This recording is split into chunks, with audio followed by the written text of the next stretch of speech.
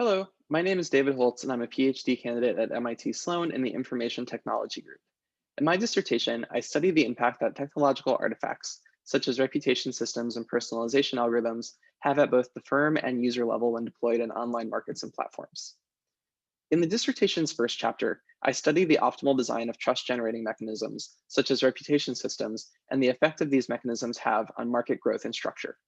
First, I conduct an observational, causally identified study of Facebook buy and sell groups, which are Facebook groups where users exchange items and/or services with those who are either share an interest or are located nearby. Over a sample of approximately 1.6 million buy and sell groups, I find that two-sided demand increases with both network density and seller degree centrality, suggesting that network structure can produce trust in online markets and that network-based trust mechanisms may offer an alternative to reputation systems that rely on user-generated reviews. In the second section of the chapter, I conduct a field experiment that randomizes the introduction of a centralized reputation system into an online marketplace that is embedded inside of a social network. The results of this experiment also suggest that network embeddedness may obviate the need for user-generated reviews.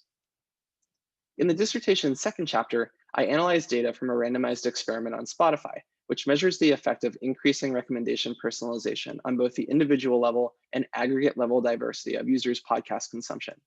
I find that although increased personalization increased engagement, it also decreased individual level diversity and made users more dissimilar to one another.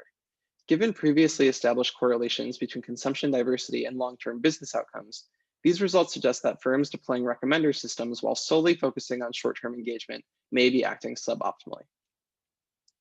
In the dissertation's final chapter, I develop methods for conducting unbiased field experiments in online markets and platforms, where common assumptions, such as the stable unit treatment value assumption, are likely to be violated.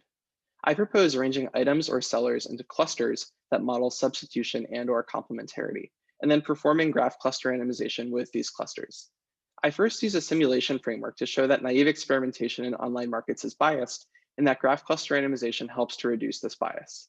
I then conducted a large-scale pricing-related meta-experiment with Airbnb, in which clustered randomization was compared to naive randomization.